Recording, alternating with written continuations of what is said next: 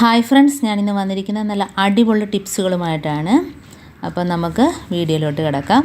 അപ്പോൾ അതിനായിട്ട് ഞാനൊരു മഗ് വെള്ളം എടുത്തിട്ടുണ്ട്. അത് ചെറിയ ചൂടോടുകൂടി തന്നെ എടുക്കുന്നത്. അത് നമുക്ക് ഇതേപോലെ ചരുവത്തിലോ ബേസണിലോ ആക്കി ഒഴിച്ചു കൊടുക്കാം. ഇനി അതിനകത്തോട്ട് 1 ടേബിൾ സ്പൂൺ അളവിൽ ബേക്കിംഗ് പൗഡർ ഇട്ട് കൊടുക്കാം. അപ്പം ബേക്കിംഗ് പൗഡർ എല്ലാത്തിനും നല്ല ഒരു ഇതാണ്, അണുക്കളൊക്കെ പോകുന്നതിനും വൃത്തിയാകുന്നതിനും. ഇനി അതിനകത്തോട്ട് 1/2 ടീസ്പൂൺ അളവിൽ ഡെറ്റോളും കൂടെ ഒഴിച്ചു കൊടുക്കാം. അത് അണുക്കളൊക്കെ നശിക്കാൻ നല്ല ഒരു മരുന്ന് തന്നെയാണ്. ഇനി നമുക്ക് അതിനകത്തോട്ട് കംഫോർട്ട് ഒഴിച്ചു കൊടുക്കാം. അത് 1 ടീസ്പൂൺ അളവിൽ ഞാൻ ഒഴിച്ചു കൊടുക്കുകയാണ്. അപ്പോൾ നമുക്ക് സോഫ, അതേപോലെ ബെഡ്, കുട്ടികൾ മൂത്രം ഒഴിച്ചാൽ തന്നെ ഇത് ഒന്ന് തുടച്ചെടുത്താൽ മതി, നല്ല വൃത്തിയായി കിട്ടും. അപ്പോൾ നല്ലോണം ഇളക്കി കൊടുക്കുക. ഇത് 3 മാത്രം മതി. നമ്മുടെ അതേപോലെ കട്ടിയുള്ള ചവിട്ടി അതെല്ലാം കഴുകിയെടുക്കുന്നതൊക്കെ വളരെ പ്രയാസമാണ്. അപ്പോൾ ഇതേപോലെ ചെയ്തെടുത്താൽ മതി. നല്ല പൊടിയും അഴുക്കൊക്കെ പോയി നല്ല ക്ലീനായിട്ട് കിട്ടും. ഇനി നമ്മൾ കാസറോളിൻ്റെ അടപ്പോ അതല്ല എങ്കിൽ ഫ്രൈ പാൻ്റെ അടപ്പോ എടുക്കുക. അതിനകത്ത് ഇതേപോലെ ഒരു ടവൽ നനച്ച് കൊടുക്കുക.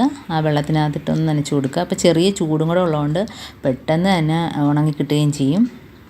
തുടച്ചെടുക്കുന്ന ഭാഗമൊക്കെ അപ്പം തന്നെ ഉണങ്ങി കിട്ടുകയും ചെയ്യും. പൊടികളെല്ലാം ഇത് വലിച്ചെടുക്കുകയും ചെയ്യും. അപ്പോൾ കാസറോളിൻ്റെ അടപ്പിൽ ഇതേപോലെ ഒന്ന് നല്ലോണം ഒന്ന് പിഴിഞ്ഞതിന് ശേഷം ഒന്നിട്ട് കൊടുക്കുക. ഇപ്പോൾ ഈ ടവലില്ല എങ്കിൽ നമ്മളെ കയ്യിൽ കോട്ടൺ തുണി, കട്ടിക്ക് കോട്ടൺ തുണി ഉണ്ടെങ്കിൽ അതേപോലെ ഇട്ട് കൊടുക്കാവുന്നതാണ്. അപ്പോൾ ഇതേപോലെ ചുറ്റി റബ്ബർ ഇട്ട് കൊടുക്കാം. ഇതെല്ലാം ഞാനിപ്പോൾ റബ്ബർ ഇട്ട് കൊടുക്കുന്നില്ല, കൈകൊണ്ട് ഇതേപോലെ ഒന്ന് പിടിച്ചാൽ മതി. അപ്പോൾ നല്ല ക്ലീനായിട്ട് കിട്ടുന്നുണ്ട്. ഇതേപോലെ ചെയ്തെടുക്കുക. അപ്പോൾ നമുക്ക് വീഡിയോയിൽ നോക്കുമ്പം തന്നെ കാണാൻ കണ്ടോ, തുടച്ചെടുക്കുന്ന ഭാഗമൊക്കെ നല്ല വൃത്തിയായി കിട്ടുന്നുണ്ട്. അതേപോലെ തന്നെ പെട്ടെന്ന് തന്നെ ഉണങ്ങി കിട്ടുന്നുണ്ട്. ചൂടുവെള്ളമായതുകൊണ്ട് നല്ലൊരു സ്മെല്ലാണ്.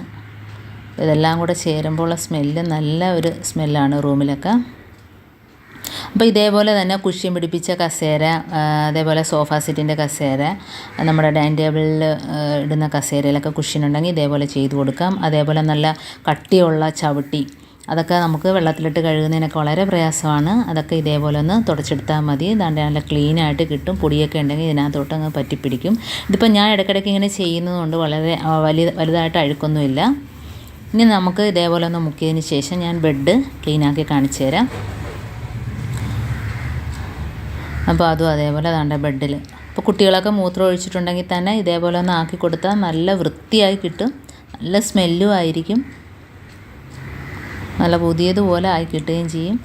ഇപ്പം ഇങ്ങനെ ചെയ്യാത്തവർ ഒന്ന് ചെയ്ത് നോക്കുക. എനിക്ക് കുറച്ച് വെള്ളം അധികമുണ്ട്. ഇപ്പം ഞാനത് കുപ്പിക്കകത്താക്കി വയ്ക്കുകയാണ്. അപ്പോൾ നമുക്ക് ഈ കർട്ടനിലൊക്കെ ചിലന്തിയൊക്കെ ഇങ്ങനെ വല കെട്ടി അതേപോലെ പല്ലിയൊക്കെ വന്നിരിക്കും.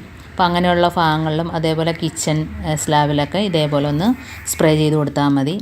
അപ്പോൾ എന്താണേലും ഈച്ചകളൊക്കെ ഉണ്ടെങ്കിലും പോയി കിട്ടും. അപ്പം നല്ലൊരു സ്മെല്ലും കൂടെ കിട്ടും. അപ്പോൾ ഇതേപോലെ ഒന്ന് സ്പ്രേ ചെയ്ത് കൊടുത്താൽ മതി എല്ലായിടത്തും. അപ്പോൾ എൻ്റെ ഈ ചാനൽ ആദ്യമായിട്ട് കാണുന്നവർ ഒന്ന് സബ്സ്ക്രൈബ് ചെയ്ത് സപ്പോർട്ട് ചെയ്യണേ. അപ്പോൾ ബാക്കി വരുന്ന വെള്ളം നമുക്ക് വാഷ് ബേസിനിലോ സിങ്കിലോ ഒക്കെ ഒഴിച്ചിടുകയും ചെയ്യാം. അതിൽ നിന്ന് വരുന്ന ഈച്ച, ഉറുമ്പ്, ചെറിയ പാറ്റ അതൊക്കെ ഉണ്ടെങ്കിൽ നശിച്ചു പോകും. അപ്പോൾ ഇതേപോലെ എല്ലായിടത്തും ഒന്ന് സ്പ്രേ ചെയ്ത് കൊടുക്കുക. അപ്പോൾ എൻ്റെ ഈ വീഡിയോ ഇഷ്ടപ്പെട്ടെങ്കിൽ ഒന്ന് ലൈക്ക് ചെയ്യുക, കമൻറ്റ് ചെയ്യുക, സബ്സ്ക്രൈബ് ചെയ്യുക.